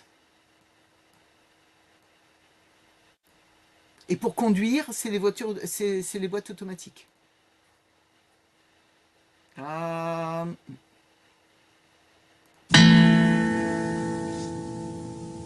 C'est lorsqu'il eut 3 ans que les parents de Léo s'aperçurent qu'il ne parlait pas. Et jusqu'à l'âge de 7 ans, ils avaient même du mal à le comprendre. Pourtant, il avait l'impression que les phrases étaient compréhensibles dans sa tête. Les mots semblaient s'organiser correctement, comme pour les Legos. Mais dès qu'il commençait à parler, catastrophe. Les sons et les mots sortaient dans le désordre, un peu comme une langue lointaine. Arrivé à l'école, il n'arrivait pas toujours à comprendre les autres. Il parlait trop vite, trop fort, ou tous en même temps. Ça ressemblait à de la bouillie de mots. Léo crut qu'il était un extraterrestre, et que la cigogne qui apporte les bébés s'était trompée de planète. Il se demandait même si on ne se moquait pas un peu de lui, mais il s'en fichait. Si c'était un extraterrestre, il avait certainement des super pouvoirs. C'est alors que Léo rencontra Tina. Elle était jolie, elle venait d'un pays étrange qui s'appelait l'Allemagne. Mais surtout, elle parlait doucement et lentement. Il la comprenait. En plus, elle était comme lui. Elle plaçait les mots dans le désordre et prononçait bizarrement. Ils devinrent amis. Peut-être, se dit Léo, je suis allemand. Il posa alors la question à ses parents, qui l'emmenèrent chez le médecin. Le médecin conseilla qu'on l'emmène chez un médecin des mots. Le médecin des mots dit qu'il était dysphasique. Ni allemand, ni extraterrestre. Léo était un peu déçu. Sûrement n'avait-il pas de super pouvoir. Le médecin des mots était orthophoniste, et c'était dur à dire. Mais comme Léo le voyait plusieurs fois par semaine, il sut rapidement le prononcer. Le médecin des mots l'enregistra pour que Léo puisse s'écouter parler. Léo n'aimait pas trop sa voix, mais comprit que lui-même n'arrivait pas à se comprendre. Il apprit à s'écouter parler. Le médecin lui apprit aussi à réfléchir plusieurs fois à ce qu'il voulait dire, et à le dire plus simplement et plus lentement. Ces petits trucs, il les apprit à Tina. Ensemble, ils faisaient des progrès. Petit à petit, tout le monde, dans l'école, finit par les comprendre. Ils devinrent amoureux, l'allemande et le dysphasique. Voilà, je trouve ça très mignon, mais en même temps c'est très parlant parce que c'est vraiment la réalité des dysphasiques qui ont d'énormes difficultés à comprendre le langage oral ou alors le restituer. C'est comme la dyslexie, il y a deux sortes de dysphasie, il y a la dysphasie d'expression et la dysphasie réceptrice. Euh, en fait, j'ai eu les deux cas, et quand on a un gamin qui a une dysphasie de réception, il a appris à compenser d'une part, mais il a surtout appris à dire oui, oui, oui. Et il comprend rien à ce qu'on lui raconte. Donc vraiment, il faut parler plus lentement, ce qui est compliqué dans mon cas. Ah, j'ai oublié de faire une animation, vous avez les deux en même temps, c'est pas grave. Donc, ils ont du mal à comprendre des phrases, ils ont du mal à comprendre le sens figuré est très très compliqué, et souvent ils ont une difficulté à mémoriser le vocabulaire qui est un vocabulaire spécifique musical. Ils ont du mal, imaginez si vous leur demandez de chanter, c'est très très compliqué, hein. C'est vraiment le genre de gamin, il faut les faire siffler si vous leur faire un déchiffrage chanté, vous les faites siffler, le chant avec les paroles n'en parlons même pas, et il a aussi des difficultés à exprimer ses propres difficultés. Donc une des façons de faire, c'est de ralentir, de théâtraliser les choses, de ralentir la façon dont on parle, d'exagérer l'intonation, vraiment de faire du théâtre, d'utiliser systématiquement des supports visuels pour asseoir nos propos, de sorte qu'on ne perde pas l'enfant, et vraiment de donner qu'une consigne à la fois. Ça, c'est vrai pour tout le monde, mais c'est plus particulièrement vrai pour les enfants dysphasiques qui n'arrivent pas à prendre le temps de comprendre ce que vous avez dit. Si vous mettez deux choses dans la même phrase, c'est fini. Donc il faut vraiment... Oui, bien sûr, tout à fait. C'est pas parce qu'ils ne peuvent pas qu'ils ne doivent pas faire. Mais quand un gamin dit « je ne peux pas », quand un gamin dit « je ne veux pas faire », c'est souvent qu'il ne peut pas faire et il faut l'entendre. Vous n'allez pas le faire chanter en chorale si c'est compliqué pour lui. Peut-être qu'un cours de chant en individuel, dans un premier temps, en imaginant qu'après on va le remettre dans le cursus ordinaire, peut être une façon de faire. En tout état de cause, j'ai eu une fratrie où ils étaient dysphasiques de réception, et en fait, si les parents ne me l'avaient pas dit, j'aurais pu penser que le gamin n'était pas attentif et qu'il comprenait rien à rien ou qu'il n'apprenait pas. Mais c'est simplement parce que la façon dont je m'exprimais, il ne retenait que très peu de pourcents de ce que je racontais. Et puis j'ai aussi eu un élève qui était dysphasique d'expression, et alors là, c'était beaucoup plus compliqué pour lui, parce qu'en fait, il avait une grosse... Il était en situation de plurihandicap, hein, parce qu'il avait aussi une grande dyspraxie, et puis d'autres choses encore. Cet enfant-là, il fallait avoir le temps, j'ai marqué, accepter les formulations personnelles.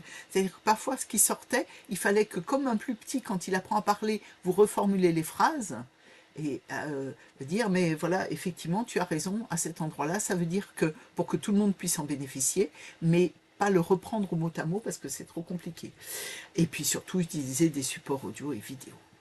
Voilà, je vous ai fait une présentation express des grands troubles 10 que vous pouvez rencontrer dans les apprentissages. Et je vous propose un premier temps de questions, si vous voulez, sur ça, avant de refaire dans l'autre sens, c'est-à-dire quelles sont les adaptations pour tous. N'hésitez pas à lever la main. Oui, c'est bon. Alors, je ne sais pas, c'est M. Oui, Marie. Oui. Bonjour. Bonjour, merci pour cette présentation déjà. C'est moi qui ai posé la question sur l'hérédité tout à l'heure. Du coup, est-ce que le HPI alors je ne sais pas si l'hyperactivité aussi, c'est considéré comme un trouble? Alors, c'est deux choses différentes. L'hyperactivité est un trouble du neurodéveloppement. Le haut potentiel n'est pas un trouble du neurodéveloppement. D'accord. Et du Néanmoins, coup, le haut potentiel peut parfois mettre en difficulté, souvent parce qu'il y a un trouble du neurodéveloppement sous-jacent. Et que le haut potentiel, en fait, le haut potentiel intellectuel, il est testé par, il y a des tests qui sont mis en place, qui sont enfin, plus ou moins discutables, mais en tout cas qui ont le mérite d'être pour tous pareils, et qui montrent que on peut avoir des difficultés, et pour autant les compenser. C'est-à-dire que si on a un haut potentiel, souvent ça peut masquer une dyslexie, une dyspraxie, enfin pas une dyspraxie, mais un trouble de l'attention, parce que ça peut être une agitation intellectuelle, un trouble de l'attention intellectuelle qui fait que, des pensées, qui fait que le haut potentiel masque ça. du coup, ça veut dire que l'hyperactivité peut être concernée par l'hérédité, mais le haut potentiel n'est pas spécialement concerné par une hérédité. Non, parce qu'il est beaucoup plus environnemental qu'héréditaire. Le HPI, le haut Oui, potentiel? ouais. D'accord. Ok. Mais en même temps, je suis pas médecin, hein. Oui, Voilà. Donc, vous prenez ça avec des pincettes. Tout ce que je vous d'accord. dis là, c'est bon. Quand je vous réponds aux questions, c'est de ce que j'en ai lu. En tout D'accord. cas, ce qui est certain, c'est que le haut potentiel n'est pas considéré comme un handicap. Ok. C'est simplement quand il est associé à un trouble du neurodéveloppement qu'il devient un handicap, parce que ça masque beaucoup plus longtemps les choses. D'accord. Et j'avais une deuxième question, et ce sera ma dernière. Du coup, moi j'ai un élève, je suis prof de trompette, c'est moi qui réagis Ah, à l'embouchure de oui, corps. oui, l'embouchure du corps marche aussi, hein, parce que c'est conique et Et pas très bien. cordiste aussi, mais surtout trompettiste. Moi j'ai un élève que je pense, enfin voilà, je pense qu'il a des troubles, mais a priori j'ai déjà eu une discussion avec la famille, donc il y a eu rien de plus détecté au niveau scolaire, et je ne sais pas comment on peut aborder les choses avec la famille et pour aider. En fait, le but c'est de l'aider. En fait, lui il est en fin de premier cycle et c'est impossible à l'heure actuelle qu'il passe sa fin de premier cycle. Alors, il y a plusieurs choses dans la question. La première chose, c'est que vous n'êtes pas médecin. Je veux bien que vous fermiez votre micro le temps que je parle, parce que sinon... Merci beaucoup. Euh, on n'est pas médecin, donc on ne peut pas se permettre de dire votre gamin il a des troubles. Ça, c'est pas notre job. En revanche, notre job, c'est nous en tant que pédagogue, moi en tant que prof de trompette, je vois qu'il y a des difficultés. Et donc, vous avez tout à fait bien fait de vous rapprocher des parents en disant, bah, vous connaissez, c'est vous qui connaissez le mieux votre enfant. Moi, je rencontre à cet endroit-là, en tant que prof de trompette, je rencontre cette difficulté-là, cette difficulté-là, cette difficulté-là, cette difficulté-là. C'est un enfant qui a des lenteurs, qui a de la fatigabilité, enfin je sais pas, vous décrivez, et vraiment il faut que ce soit une phase d'observation, plutôt que de dire il n'y arrive pas, parce que il n'y arrive pas c'est trop large, il faut vraiment focuser les choses.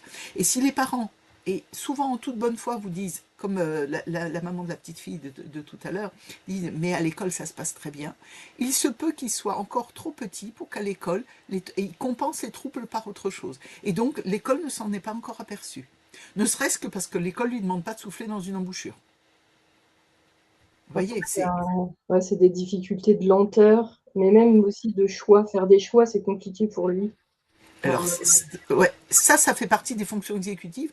Faire un choix, c'est très compliqué parce que ça nécessite une flexibilité par rapport à notre situation, de savoir se décentrer, savoir choisir ce qui est le mieux et de pouvoir avoir un retour le plus rapidement possible. Quand vous avez de la lenteur, quand vous avez de la fatigabilité, c'est des signes ou quand ça fonctionne pas aussi bien qu'on aurait pu l'espérer. C'est-à-dire que vous voyez le gamin, tous les gamins à la flûte à bec ont déjà 3 doigts qui manient, et le petit dernier, là, il est toujours au si, il n'arrive pas à décoller du si. Ça doit être un signe d'alerte en disant qu'il y a quelque chose. Donc après, voir avec les parents en disant, c'est super qu'à l'école ça se passe bien, moi j'ai des difficultés, est-ce que le cas échéant, donc j'ai mis en place ça, j'ai mis en place ça, j'ai mis en place ça, est-ce que vous pourriez vous rapprocher de votre médecin de famille en lui disant que je rencontre des difficultés et est-ce qu'il n'aurait pas des idées? Et souvent, quand le médecin entend que pour telle et telle tâche, il y a des difficultés, alors que pour l'école, il n'y en a pas d'autres, souvent il prescrit un bilan orthophonique. Et ce bilan orthophonique, il fait déjà un peu le tri dans les choses. En même temps, j'attire votre attention, si l'enfant fait partie des hauts potentiels, hein, vous savez, dans la courbe de Gauss, ils font partie des 4% qui dépassent les 162 ou de QI, alors il peut tellement bien masquer que l'orthophoniste ne s'en rendra pas compte. J'ai encore une dernière expérience. Une gamine, 16 ans quand même, elle n'a jamais été scolarisée, donc elle a des difficultés. Je l'emmène voir l'orthophoniste. Et en fait, c'est au fur et à mesure, c'est elle qui me dit, je confonds les B et les D, ben, l'orthophoniste, elle n'a pas vu qu'il y avait des problèmes de dyslexie. Et après, moi, j'ai listé toutes les difficultés, elle a repassé un bilan, et effectivement, elle est dyslexique. Mais le haut potentiel masque la dyslexie. Donc nous, il va falloir qu'on fasse avec, tant pis pour l'étiquette, il va falloir qu'on essaye de trouver des subterfuges, comme si on n'attend pas qu'il y ait des difficultés, tant pis, on fait comme s'il était dyslexique, comme s'il... En tout cas, il a cette difficulté-là, qu'est-ce qu'on peut mettre comme étayage pour qu'il y arrive? Et du coup, vous vouliez rajouter quelque chose? Oui, c'est même plutôt l'inverse, en fait, par rapport à l'instrument. J'aurais envie de dire qu'il n'a pas de difficulté sur l'instrument, de capacité, j'aime pas ce mot-là, mais en Oui, gros, oui, il des arrive à lire compétences. dessus, il a voilà, des compétences et pour le coup, par contre, il sait pas expliquer comment il y arrive, donc refaire le geste et on repart de zéro à chaque cours, en fait. D'accord. Alors ça, c'est très important. Ça fait partie des choses. J'en parlerai pas, mais enfin, je n'avais pas l'intention d'en parler, mais j'en parle. C'est-à-dire que il faut vraiment que l'enfant se mette en position de chercheur et de savoir comment il est arrivé à ce geste-là, parce que c'est à ce prix-là qu'il va pouvoir, va pouvoir être reproductible son geste. Vous voyez ce que je veux dire? Donc il faut qu'il ait conscience de comment il est arrivé là. Et donc on préconise de faire ce qu'on appelle des entretiens d'explicitation. Le cas échéant, je vous rajouterai vous pouvez vous renseigner sur, vous interrogez le gamin sur, non pas pourquoi tu as fait ça, mais comment tu as fait ça, comment c'était dans ta tête. Et vous prenez une seule tâche, comment tu y es arrivé, comment tu es sûr que c'est bien, ou comment tu t'es assuré que c'était bien. Et tout ça, ça donne des indices de la façon dont il fonctionne, et lui, il l'entend. Une autre façon de, et après je vous relaisse la parole, une autre façon de faire, et j'en parlerai en revanche tout à l'heure, c'est l'enseignement explicite. C'est-à-dire que vous dites à haute voix comment vous faites la trompette, le machin. J'ai pensé, j'ai dit à mon cerveau, t'appuies sur l'index et l'annulaire. Voilà. Et j'ai prêté attention au fait qu'il fallait que ce soit coordonné pour qu'on n'ait pas un couac et que la note, elle sorte juste. En même temps, après ça, je me suis dit, je vais mettre ces deux doigts-là et je vais mettre la pression qu'il faut. Je vais mettre la pression qu'il faut pour que ce soit un... Alors, je me souviens plus en trompette si c'est un sol, un fa, je sais pas quoi. Voilà, on va dire que bon. Et pour choisir la note qu'on veut sortir. Et je l'ai entendu dans ma tête. Et c'est la conjonction des trois. Et donc, vous avez décomposé en 3 phases. Je ne sais pas si c'est presque clair, ma réponse. Ouais, si, ça, enfin, ça, je le fais déjà pour d'autres, mais en fait, lui, il a vraiment pas conscience de son corps, même le détacher, la langue, il n'a pas conscience de. Moi, je lui ai dit, moi, quand j'imagine ça, la langue, je la place comme ça, et lui, il a vraiment aucune conscience de son corps, en fait. Enfin, Ouais. euh, Alors, il faut vraiment alerter les parents en disant que, voilà, vous rencontrez des difficultés avec lui, mais qu'il comprend tout bien. Il faut vraiment que vous soyez positif. Mais que c'est vous qui avez des difficultés à lui faire passer un certain nombre de choses. Mettez-vous en position basse vis-à-vis des parents. Dites-leur, c'est moi qui rencontre des difficultés parce que je vois bien qu'il fonctionne bien et j'aimerais bien l'amener plus loin, mais je me heurte à cet endroit-là. Et j'aimerais bien que vous alliez interroger des spécialistes, parce que moi, je ne suis pas médecin du tout. Et j'ai l'impression que... Alors, en même temps, le temps va faire son œuvre aussi. C'est un gamin, il a quoi? S'il commence, il doit avoir 7 ans. bah non, non, justement, il a sa 6e année et il va rentrer au collège, là. Il est en CM2, du coup. Ah, d'accord. Ouais. Alors, peut-être que si ça dure, ça peut être une façon de faire. Et puis, vous pouvez dire aussi aux parents que... ça lui servira dans la vie au quotidien pour d'autres choses. Peut-être vous pouvez interroger les parents, et est-ce que par exemple quand il débarrasse la table, est-ce que systématiquement il lâche sa fourchette? Ou est-ce qu'il se cogne dans les murs? Ou est-ce que... Vous voyez? moi j'avais un gamin et donc j'ai une petite fille. Ils sont couverts de bleu. Ils n'ont pas conscience de la place entre de leur corps par rapport à l'espace. Et donc c'est systématique qu'ils fassent tomber des trucs, qu'ils n'arrivent pas à tendre la main assez loin, ou etc. Mais c'est pas grave, ça se fait. Et puis c'est simplement, ils arrivent à le faire sur un petit temps, mais c'est très coûteux en énergie. Et si c'est coûteux en énergie, il y a une grande fatigabilité. S'il y a une grande fatigabilité, c'est que c'est un signe d'alerte. Est-ce que Oui, d'accord. Bah, de toute façon, les parents commencent à être conscients aussi de la chose parce qu'ils se posaient la question à le retirer justement de l'école de musique, alors que ah bah non, au contraire, oui, il faut c'est pour leur ça, dire que ça oui, renforce plein de choses et qu'au contraire, c'est autant qu'ils s'éclatent à faire de la musique plutôt qu'ils fassent des exercices de proprioception ou de choses comme ça, ou qu'ils fassent, plutôt que d'aller faire 1 heure de psychomote, il va faire 1 heure de musique. je suis d'accord avec vous. Mais ok, merci pour vos Voilà, réponses. je vous en prie. D'autres questions? Vous avez sûrement, enfin je veux dire, vous avez vu, il y a 1 personne sur 6 qui est concernée par les troubles du neurodéveloppement. Globalement, il y a 10% des élèves qui sont avec des troubles des apprentissages, tels qu'on les a décrits. Donc ça veut dire forcément que vous en avez au moins dans votre cours. Oui, je crois que c'est Laetitia. Oui, c'est ça, c'est Laetitia. Alors, c'est pas vraiment une question, mais c'est pour rebondir sur ce que vous avez échangé avec Marie. Euh, Étant 10, du coup, euh, moi, je considère que la musique, clairement, ça m'a sauvée. J'étais le genre de gamine qui était considérée comme maladroite, étourdie. Mon surnom, c'était Polio, c'était une catastrophe. Voilà, le fait de faire de la musique, alors ben, en plus j'ai commencé, comme sans doute pas mal d'entre vous, à faire 3 ans de solfège avant de toucher un instrument. Formation musicale. Ouais, alors à l'époque, c'était solfège. Je sais, je sais, je sais.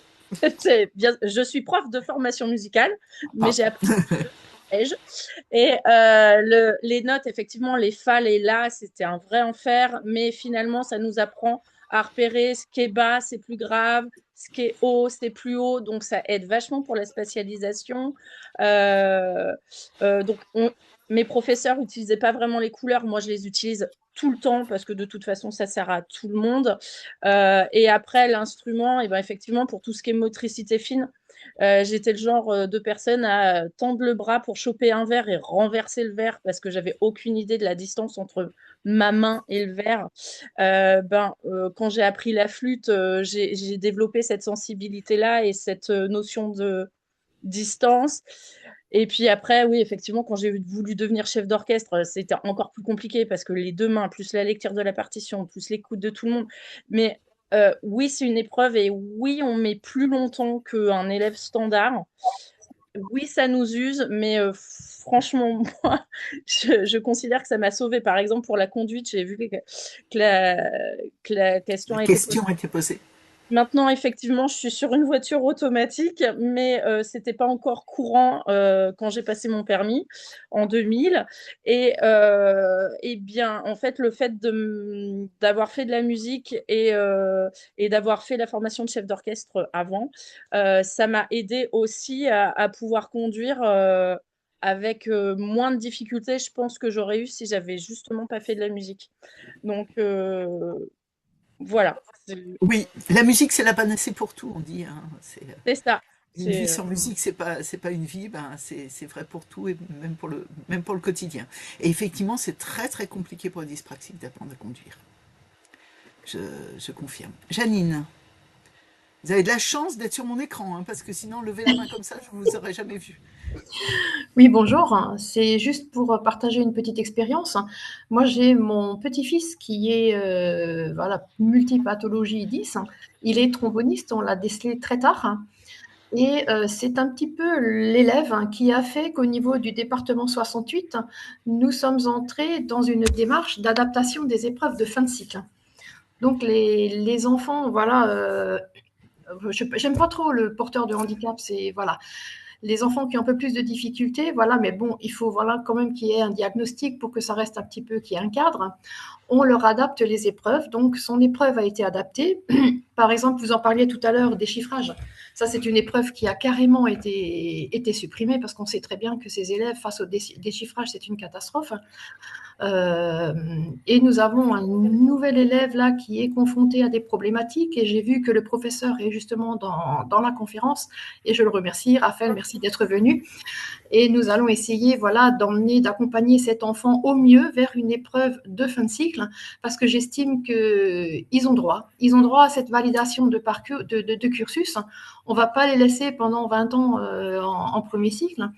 Il faut qu'ils aient cette reconnaissance parce que, je veux dire, ça reste un loisir et on a besoin de ne pas être en échec aussi dans le domaine du loisir. Et notre école fait vraiment tout ce qu'elle peut dans ce domaine et j'en suis vraiment très contente. Voilà, je suis aussi contente que qu'il y ait une reconnaissance départementale qui a été mise en place dans ce cadre-là. Voilà, c'était donner la chance à ces enfants et on y arrivera. Il n'y a pas de raison qu'ils ne puissent pas y arriver. Cognitivement parlant, ils n'ont pas de déficience intellectuelle. C'est pour ça que je n'ai pas parlé de la déficience intellectuelle aujourd'hui. Il n'y a pas de déficience intellectuelle, simplement c'est un câblage différent. Et ce câblage différent, il doit être reconnu pour pouvoir mettre... Si je vous enlève vos lunettes, vous aurez des difficultés. Moi, je ne peux plus lire sans lunettes. Et bien, c'est pareil pour eux. C'est-à-dire que quelles sont les lunettes qu'on va leur proposer pour pouvoir accéder aux mêmes choses que les autres. En fait, ils développent des pistes différentes. Lui, il travaille, voilà, donc mon petit-fils travaille énormément sur l'auditif. Il fait partie maintenant de l'orchestre d'harmonie. Je veux dire, ça se passe très, très bien. Mais il a une très bonne oreille. Il a une oreille monstrueuse. Et quand il a passé son évaluation de fin de cycle, il a quasiment joué sa pièce par cœur. On lui avait enregistré la pièce avec l'accompagnement piano, trombone. Et le jour de l'examen, il l'a joué avec accompagnement piano seul. Et ça s'est très bien passé. Il était capable de dire exactement, mais pas dans quelle mesure. Il disait à peu près dans le dernier tiers de la première page, je suis sûr d'avoir fait une erreur. Au milieu de la troisième page, j'ai fait une erreur. Il était tout à fait capable d'analyser ce qui n'était pas bon, mais vu qu'il n'a pas de repères sur la partition comme nous, il ne pouvait pas dire deuxième temps de la quatrième mesure, quoi. Oui, tout à fait. Mais vous voyez ce que vous lui avez proposé une béquille qui est l'audio pour pouvoir travailler. Et vraiment, tous ces enfants-là, ils ont une super mémoire. Il faut s'appuyer sur la mémoire. La transmission orale, c'est quand même, enfin, je veux dire, c'est pas délirant. Pourquoi on est un tel monde de l'écrit alors qu'on fait de la musique?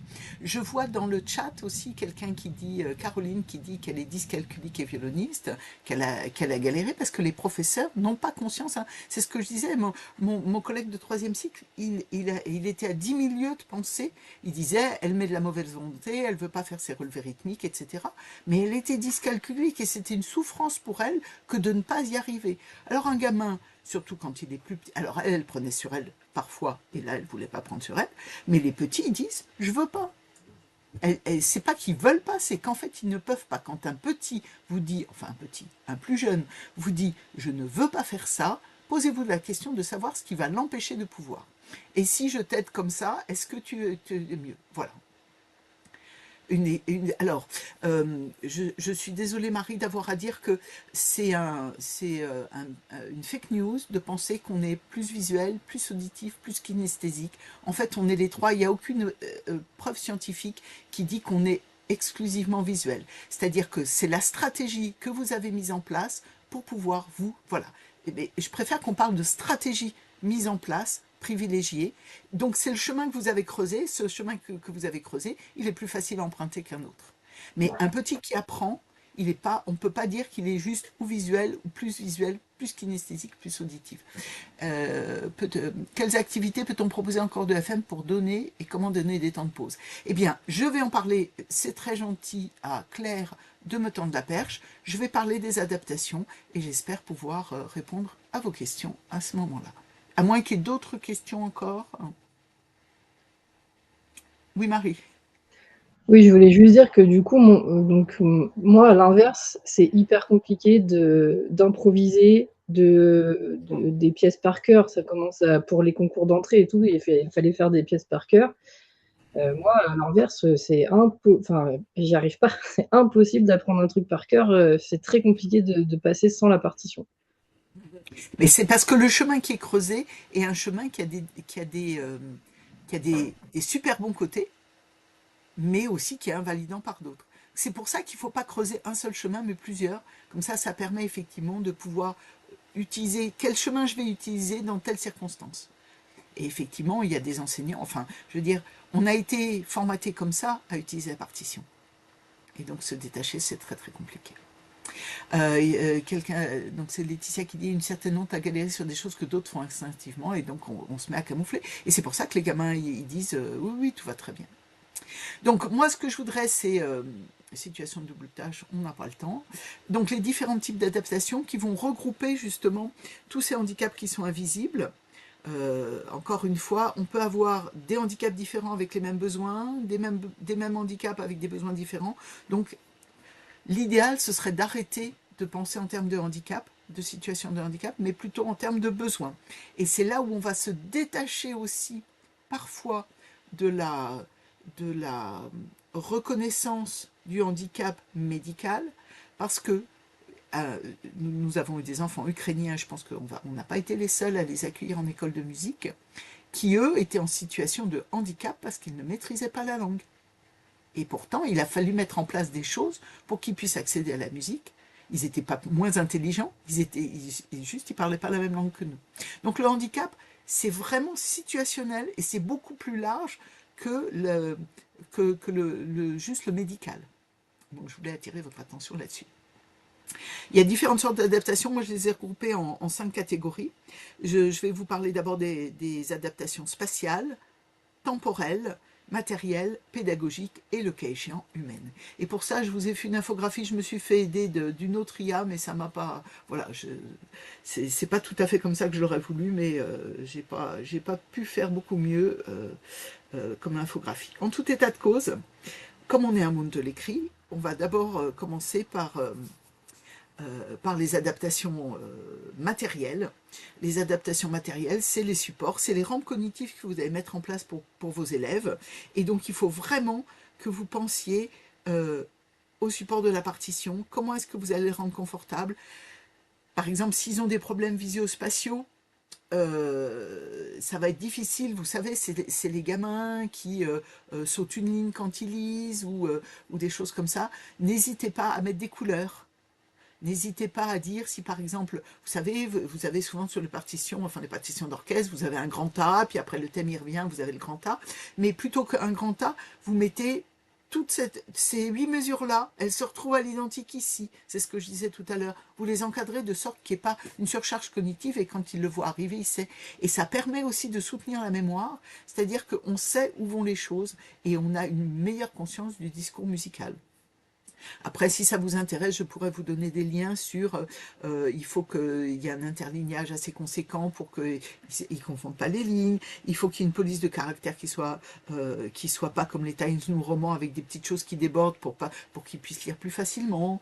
Il faut pas utiliser l'italique parce que l'italique c'est très difficile à lire ou c'est plus coûteux en énergie. Et puis, quand ils sont petits, plus jeunes, vraiment, vous avez votre partition, vous voulez tendre vers cette partition-là, néanmoins, rien ne vous empêche de proposer une partition très épurée, avec, sans les chiffrages de mesure, avec bien sûr la clé, mais sans l'auteur, peut-être le titre, etc. Vous ne mettez pas les nuances. Et progressivement, quand il prend conscience de la partition, tu sais, quand on l'a joué, parce que vous l'avez joué de façon en imitation, tu te souviens, à cet endroit-là, on a joué comment? On a joué piano. Et à ce moment-là, seulement, vous le rajoutez sur la partition. Et donc, vous construisez la partition avec l'élève, de sorte qu'il puisse avoir un support et qui soit le plus complet possible. Il faut penser dans les adaptations des supports, donc c'est ce que disait Janine tout à l'heure, hein, mettez des audios, mettez des vidéos, utilisez les outils numériques. Alors j'ai marqué instruments adaptés parce qu'il y a des situations de handicap où ça nécessite des instruments adaptés, mais là nos troubles 10, ils n'ont pas vraiment de situation de handicap qui nécessite des instruments adaptés, si ce n'est que quand on parle d'instruments adaptés, c'est l'embouchure de corps ou de cornet pour mettre sur une trompette. C'est exactement ça l'instrument adapté. Ça peut être aussi celui qui a du mal à tenir sa trompette, d'avoir un support pour la trompette, pour que ce soit moins lourd à porter. ce genre de choses. Et donc, les outils numériques sont quand même assez fabuleux pour permettre d'accompagner les élèves qui ont des troubles des apprentissages. Et puis tout à l'heure, je vais parler dans les aménagements temporels pour les histoires de rythme. C'est ok, je regarde si par hasard j'ai oublié quelque chose. Non, évidemment. Dans les adaptations matérielles aussi, si vous avez des troubles de l'attention, voilà, perso pour tous. Merci beaucoup Laetitia, et je vais revenir, j'ai fait une infographie dessus. Si vous pensez au préalable pour tout le monde, vous n'avez pas besoin de compenser. C'est-à-dire, c'est vraiment garder l'idée de la conception universelle des apprentissages. Vous anticipez toutes les difficultés que tous les élèves pourraient rencontrer. À cet endroit-là, ma mesure est mal coupée, enfin, ma phrase musicale est mal coupée, donc ils vont buter. À cette phrase-là, c'est trop petit. À cet endroit-là, le geste n'est pas clair. À cet endroit-là, 4 doubles, pour leur niveau, c'est trop compliqué. Il va falloir qu'on travaille là-dessus. Et donc, au préalable, vous dites, par exemple, si j'ai besoin de travailler 4 doubles, je sais que je vais faire un exercice juste sur les 4 doubles qui est en préambule de mon morceau, histoire de pouvoir faire passer les choses plus facilement. Par exemple, j'avais une collègue, j'avais une gamine que j'avais en formation musicale et elle en flûte traversière qui avait des gros soucis de dyslexie. Et donc, l'enseignante savait qu'en fin de premier cycle, elle aurait dans sa partition une syncope à jouer. Et donc, dès le début de l'année, elle a commencé à jouer sur les syncopes, et moi j'ai introduit l'écriture des syncopes, ce qui fait que quand sa partition d'examen est arrivée, même si elle l'a eu avec de l'avance pour avoir plus de temps pour le préparer, elle a pu faire le lien entre ce que moi j'avais écrit en formation musicale, ce qu'elle voyait sur la partition, ce qu'elle avait travaillé, tout ça c'était la même chose et ça faisait sens. Et à partir du moment où ça fait sens, c'est plus facile. Voilà. Néanmoins, quand on fait des adaptations, après par exemple pour les couleurs, il y a des enfants, moi je mets les couleurs pour tout le monde, et puis après il y en a qui s'en détachent plus vite que d'autres. Et c'est pareil que si vous dites, maintenant que tu sais lire avec les couleurs, je vais t'enlever les couleurs. Non, si tu sais lire avec des lunettes, je ne vais pas t'enlever tes lunettes pour que tu continues à lire. Tu vas garder tes lunettes. Donc il y a des élèves qui garderont des notes coloriées plus longtemps que d'autres, et même parfois tout le temps. Et c'est ces gamins-là, qui deviendront des adultes, qui vont passer par la mémoire auditive, et qui vont se détacher de la partition, comme le petit-fils de Janine. Ok, pour les adaptations matérielles et de support. Et oui, et puis si vous avez des troubles de l'attention, vous pouvez aussi leur mettre des sièges, des ballons ou des choses comme ça. Et en fait, on voit qu'ils dépensent leur énergie là-dedans. Et puis après, moi j'ai une collègue harpiste qui me dit, ça marche à tous les coups. Il commence par sauter, puis après il se focus sur ce qu'il a à jouer, et c'est nickel. Alors que sinon, l'énergie, elle va être dispersée. C'est un peu comme dans l'entropie. Enfin, l'énergie se disperse, mais se disperse de façon pas organisée. Et du coup, les enfants sont pas sur leur instrument. Après, les adaptations temporelles, c'est vraiment... si on ne peut pas faire des cours plus courts, on pourrait imaginer des cours plus courts et plus fréquents, mais ça, c'est pas forcément toujours facile. Mais on peut effectivement faire des pauses régulières, et les pauses régulières, elles servent à tout le monde. J'ai une infographie après qui va vous le redire. C'est-à-dire que vous pouvez faire une séquence qui est rythmée. Vous faites vraiment 5 minutes d'un truc et puis vous passez à autre chose. C'est la pause cognitive où vous les mettez debout. Même quand vous êtes en cours d'instrument, vous les asseyez, vous les mettez par terre. Le fait de changer de posture, déjà c'est une pause cognitive qui permet de rebooster le gamin. Et puis ce que je disais tout à l'heure, dans les adaptations temporelles, pour les élèves qui ont des soucis avec l'écrit et la partition, vous avez un morceau d'examen, vous lui donnez 15 jours à l'avance. Et ce 15 jours à l'avance, c'est pour effectivement mettre les couleurs. Et après, une fois qu'il a mis les couleurs et qu'il a mémorisé, rien ne vous empêche de lui donner la partition en noir pour qu'à l'examen, il fasse comme les autres, il a la partition en noir. C'est plein de petits subterfuges qui marchent très très bien. Vous pouvez faire des horaires adaptés. Quand vous avez des gamins qui sont fatigables, entendez que le vendredi soir à 5h, le cours de FM, c'est juste pas possible. Il faut qu'il soit le mercredi, ou alors qu'il soit le jour où il n'a pas grand-chose à l'école ou au collège. Mais comprenez que le vendredi soir, il est comme vous avez votre semaine, et il n'en peut plus, il en peut mais. Okay, donc ça, ce sont vraiment les adaptations temporelles. Vous évitez, voilà, vous fragmentez les morceaux à travailler, vous lui filez pas les 3 pages du morceau Vous lui dites, on va travailler la partie A, et quand vous lui dites, on va travailler la partie A, vous lui donnez que la partie A. C'est sacrément plus motivant de travailler la partie A et de voir qu'on est arrivé au bout, plutôt que de se dire, j'ai travaillé la partie A, mais il me reste encore 2 pages et demie. C'est des trucs tout bêtes, mais qui marchent vachement bien. Après, dans les adaptations spatiales, vraiment, pensez aux aménagements de l'espace, hein, si vous avez des gamins dyspraxiques, qu'ils aient de la place pour poser leurs instruments, que ce ne soit pas la galère, qui est le cas échéant une zone de repli pour les enfants qui sont fatigables. C'est pas grave, tu vas sous la table qui est au fond de la salle, tu te reposes 5 minutes et après tu reviens quand c'est ok pour toi. Donc ça, des adaptations spatiales, vous pouvez en mettre en place.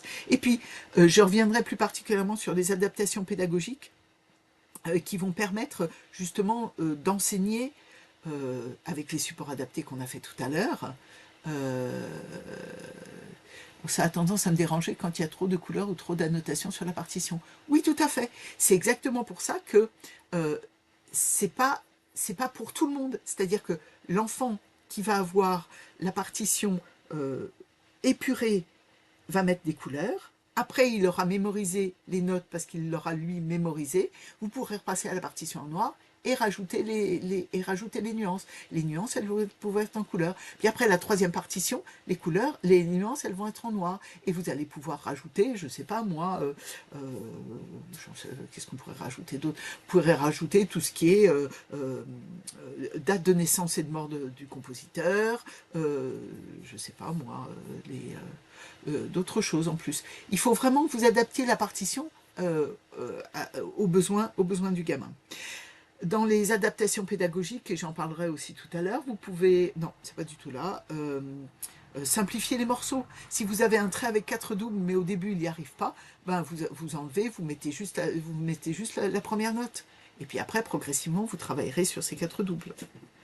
Qu'est-ce que vous pouvez faire? Oui, dans les adaptations pédagogiques, pensez vraiment à rentrer... 4 minutes. Rentrée auditive, visuelle et kinesthésique. Et puis les adaptations humaines, ça peut être des adaptations vraiment... vous avez normalement des référents, enfin, vous aurez bientôt des référents handicap dans vos établissements, c'est certain. Mais vous pouvez aussi penser au tutorat. Quand vous êtes à l'orchestre, par exemple, l'orchestre Colibri, c'est une personne sourde ou une personne malentendante et une personne entendante. Et ils sont en binôme élève-élève. Et on n'apprend jamais mieux que par ses pairs. Donc pensez que ça peut fonctionner aussi. Ces adaptations humaines. Je vais un tout petit peu plus vite sur ce qui est pour moi très très important, c'est-à-dire que vous n'allez pas vous épuiser à compenser pour l'un, pour l'autre et pour le troisième. Donc il va falloir que vous vous disiez que quand c'est simple pour une personne en situation de handicap, alors c'est simple pour tout le monde. Et vous allez penser pour tout le monde. D'accord? Donc c'est vraiment l'idée de la conception universelle des apprentissages. Et donc, ce que j'ai déjà présenté il y a 15 jours, la réponse à l'intervention. C'est-à-dire que si vous pensez au préalable, tout ce qui va être des difficultés pour les élèves, vous répondez à 80% des problématiques des élèves, qui sont en situation de handicap ou pas de handicap. Puis après, ça ne suffit pas... oui. Je laisse Jimena répondre et je lui laisserai parler dans une demi-seconde. Après, vous pouvez avoir des interventions ciblées qui sont vraiment, avec des petits groupes, le cas échéant, vous le revoyez 1 ou 2 fois par semaine en plus, mais ça peut être 10 minutes. Pour lui expliquer, juste focuser sur une compétence fondamentale qui n'a pas été encore acquise. Puis comme il y a un principe de réalité, vous ne pouvez pas multiplier, vous utilisez des outils numériques pour que les élèves puissent s'en emparer. Et puis le dernier, c'est le soutien ciblé. Et alors là, c'est vraiment pour des situations de handicap qui sont sévères, avec un retentissement sévère sur l'apprentissage. Alors parfois, quand on a un trouble de l'attention avec hyperactivité, c'est plus intéressant de l'avoir 1 demi-heure tout seul, qu'1 heure et demie en cours de formation musicale parce qu'il a décroché et que c'est pas valable pour lui. Donc voilà, je vous ai mis aussi l'enseignement explicite dont j'ai parlé la dernière fois, qui est quand même, je trouve, un outil extraordinaire, c'est-à-dire que si vous donnez à voir dans la phase de modelage, si vous donnez à voir comment vous voulez ce que vous attendez de l'élève, si ensuite vous les aidez vous le guidez pour arriver à ça, alors dans la 3e phase, vous le rendez autonome. Et ça, si ce déroulé-là, vous l'utilisez pour tous, alors vous donnez les moyens aux élèves d'être autonomes dans leurs apprentissages. Et c'est dans la pratique guidée que le gamin va se poser la question pourquoi j'y arrive pas. Et c'est là où vous allez pouvoir répondre comment est-ce que tu as fait, et je vais essayer de te guider pour essayer qu'on trouve une autre solution. Je suis désolée de cette fin un peu rapide. Je relaisse la parole. Moi, j'ai du temps, mais peut-être Jimena a des choses à dire. Et en tout état de cause, je vous ai mis un petit, voilà, quelques liens supplémentaires si ça vous intéresse. De mon côté, je me permets juste de dire que je vais vous transmettre les supports de la formation. On va mettre ce webinaire qui a été enregistré, on va le mettre en ligne. Je vous transmettrai le lien également. Et qu'on peut organiser également des formations au territoire, en intra, financées par les organismes des OPCO, si vous êtes en école ou au conservatoire. Et ou sinon par les collectivités locales également. On travaille avec Mèche aussi pour former notre réseau. N'hésitez pas à me solliciter. Je vous ai laissé mon mail, mon téléphone. Et je laisse la parole si jamais à Oui, il y a d'autres. On est un Christelle peu qui voulait. Voilà, oui, Christelle alors. Voilà. Alors, en fait, c'est Josépha qui parle, juste on est deux derrière le même ordi, parce que je suis avec ma directrice là tout de suite. Je voulais juste réagir globalement à tout ce qu'on s'est dit, mais en apportant aussi mon témoignage. Moi, je suis prof de formation musicale dans l'école de musique où je travaille. Je donne aussi, je m'occupe de la chorale de l'école aussi. Et moi, je suis personnellement dyspraxique, dysorthographique et dyscalculique, entre autres. Mais ce que je voulais dire, c'est que moi, j'ai réussi à faire ce métier parce que j'ai jamais pu rentrer dans un conservatoire. Jamais. On n'a jamais voulu, parce qu'à l'époque, moi, je suis née en 91, adapter les examens, justement, c'était pas entendable. Pourquoi j'ai pu faire ce métier? Parce que je suis passée par l'université. J'ai passé un DUMI, un diplôme de musicien intervenant. Et à l'université, ils étaient obligés d'adapter les examens. Ils n'avaient pas le choix. Ils n'avaient pas le droit de faire autrement. Moi, j'ai jamais su déchiffrer. Je ne peux pas. J'apprends à mes élèves à déchiffrer, mais je ne peux pas le faire. Ce que je veux dire, c'est que je pense qu'il y a quand même un gros travail à faire sur la façon d'adapter les examens. On en a parlé, mais ce que je veux dire, institutionnel. Je sais pas comment dire. C'est une obligation. Je suis désolée d'avoir à dire que c'est une obligation. Et c'est pourtant pas le cas. Ah, mais là, je suis bien d'accord. Hein. Voilà. Donc, je pense qu'au niveau, il faut le défendre aussi. C'est que nous, on est dans une petite école de musique, entre guillemets, et c'est très bien pour les enfants qui sont dans cette situation-là parce qu'on est moins coincés. Mais les conservatoires, bonne chance. Moi, Non, mais c'est plus tout à fait vrai quand même. Je vous encourage à regarder la page Facebook de la Fédération française de l'enseignement artistique qui a proposé un énorme webinaire il y a 15 jours et où le handicap a une part à part entière. Il fait partie du SNOP, du schéma national des enseignements. Ça bouge dans tous les départements. Les Hauts-de-France sont en pole position. Le Conservatoire de Mâcon fait un travail exemplaire depuis de nombreuses années sur l'accueil des personnes en situation de handicap. Et dans la CEA, la collectivité européenne d'Alsace, il y a actuellement de gros travaux en cours pour mettre les référents handicap en réseau. Travail que nous faisons d'ailleurs en collaboration avec Mèche. Ça prend du temps, c'est trop lent, je vous l'accorde, je suis d'accord avec vous vraiment.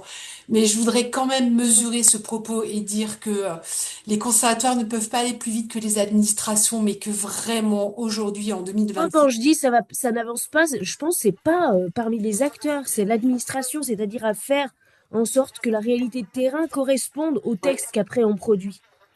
C'est vrai, mais quand même, les examens. Il y a quand même des petits nuages bleus d'espoir, par-ci, par-là. Je vous rajouterai, si vous voulez, une infographie sur les obligations d'adaptation des évaluations. Et je suis d'accord avec Dominique, évidemment, il y a d'énormes pas qui sont faits, ne serait-ce que parce que c'est porté par le ministère. Maintenant, il y a des conservatoires qui ne sont pas agréés. Et à partir du moment où ils ne sont pas agréés, c'est plus compliqué, ils se sentent moins d'obligations, alors que, en fait, c'est la loi de 2005. C'est la loi de 2005 qui dit que quiconque doit avoir accès à tout, et dans le tout, il y a les aménagements des examens. Marie, oui. Vous aviez fini Oui. Je baisse votre main alors. Marie? Oui, moi, c'est un peu par rapport à ce que je posais comme question dans le chat. Est-ce qu'il y a des, enfin, je veux dire, du recul sur ces adaptations par rapport aux gens qui n'en ont pas besoin? Parce que moi, je trouve qu'on est dans une, enfin, c'est mon sentiment, après vous le partagez ou ne le partagez pas, je trouve qu'on est dans une société où tout est clé en main pour les enfants et ils sont plus, enfin, vous allez peut-être voir mon fils qui arrive de l'école justement, et ils sont plus trop amenés à réfléchir par eux-mêmes. Enfin, ça commence à changer un peu, mais en fait, on leur donne tout d'un peu prémâché. Je sais pas si vous allez aimer ce terme, mais est-ce que du coup, j'entends que c'est par rapport à notre travail, c'est quand même plus simple de donner les formats adaptés pour tous. Mais moi, j'aimerais savoir s'il y a un recul sur les enfants qui n'en ont pas besoin. Est-ce que ça Mais leur bien apporte sûr, plus de alors flexibilité? je peux répondre, mais très très brièvement. C'est-à-dire que vous proposez quelque chose qui est adapté et ensuite vous désétayez. Il n'y a pas de raison quand vous mettez par exemple de la couleur sur les notes, il n'y a pas de raison que tout le monde continue à avoir les partitions de notes. Et très rapidement, il y a des enfants qui disent j'en ai plus besoin. Parce que qu'est-ce qui se passe? C'est que vous leur fournissez des stylos feutres à tous, vous leur donnez la partition en noir et ils vont faire une lecture à la couleur. C'est-à-dire, trouvez-moi tous les dos de la partition, ils entourent, tous les raies. Et ensuite, ils peuvent lire. Puis il y a des gamins qui disent j'ai plus besoin de la couleur. Donc Oui, vous donc allez c'est pas nous qui leur fournissons la partition avec les couleurs déjà ah bah déjà. non. Ah bah non, D'accord. parce qu'il faut quand même qu'ils lisent à un moment Bah ou à un oui, autre. oui, c'est ça, Mais d'accord. quand ils lisent avec les couleurs, quand ils mettent les couleurs, ils le mettent très très lentement. Donc on n'a pas cette fluidité de lecture dont on a besoin pour jouer. Mais une fois qu'il est colorié, ils peuvent jouer fluidement. Donc c'est l'idée de cette tâche-là de lecture, on la prémâche, comme vous disiez tout à l'heure, en apportant une béquille de couleur. Mais une fois qu'on a cette béquille de couleur, tout le monde lit la partition, et bien sûr, ceux qui n'en ont pas besoin, il ne faut pas leur mâcher le travail. Ben non, c'est eux qui mettent les couleurs. Voilà, je vois Oui, donc une tête du qui coup, après, ils opine. ont de l'autonomie sur quand ils seront plus grands, qu'ils en auront Mais peut-être plus bien sûr, besoin, ils ont l'habitude de mettre leurs couleurs eux-mêmes, mais quoi. bien sûr, ils le feront tout seuls. Vous donnez la partition, ils se débrouilleront tout seuls. Simplement, vous ne pourrez pas les faire déchiffrer dès la première fois. Ou alors, il faut leur donner la partition avec de l'avance. Ça fait pas. Ça, c'est l'adaptation. Vous leur donnez à la partition avec de l'avance pour que chez lui, ils mettent les couleurs pour que ce soit comme les autres, ils puissent déchiffrer. Maintenant, il ne faut pas se leurrer, ils utilisent la mémoire. Et quand ils utilisent la mémoire, très rapidement, ils n'ont plus besoin des couleurs non plus. Moi, j'avais une gamine en fin de premier cycle, elle était grandement dyslexique. On a appris les chants préparés, on a mis les couleurs, et très rapidement, elle la connaissait par cœur. Donc, je lui ai remis la partition en noir, la même, mais en noir, et elle s'est présentée le jour de l'examen avec la partition en noir. D'accord, ok. Oui, bah, j'ai fait ça avec des élèves pour préparer l'examen. Ils avaient préparé avec leur prof de FM qui aime beaucoup les couleurs. Donc, elle leur avait mis les couleurs. Et moi, là, comme ils ont l'examen, là, je leur ai refait sans couleur pour que moi, je remette les trucs sur lesquels ils ont encore du mal, les nuances et trucs comme ça. Comme ça, c'est les dernières couleurs dont on a besoin. Voilà, c'est ça. Et vraiment, c'est pas l'idée de faire du sous-travail. C'est, on arrive aux mêmes objectifs, mais simplement, à un moment ou à un autre, on a besoin d'une béquille. D'accord, merci. Je vous en prie. Je vous remercie à tous de votre attention. N'hésitez pas non plus à recontacter Mèche en tant que personne ressource. Voilà, il y en a qui n'ont pas adhéré aux couleurs. Ils préfèrent les positions. Et après, il faut voir avec chacun. Vous n'hésitez pas à me solliciter en tant que personne ressource à Mèche si vous avez une problématique d'un élève en particulier. Sur le PowerPoint, vous avez mon adresse mail. Et puis, vous m'envoyez un mail, vous me téléphonez. Et je vous répondrai dans ce cadre-là. Merci à tous et toutes. Merci à la CMF de nous avoir accordé ce temps-là. Et puis, à très bientôt, j'espère, pour de prochaines Oui, aventures. merci. Merci Agnès et merci à tout le monde aussi pour votre intérêt. Merci. À la prochaine. Merci à tout le monde et à bientôt. À À bientôt. bientôt. Au revoir. Au revoir, merci. Au revoir. Au Au revoir. revoir. Merci beaucoup.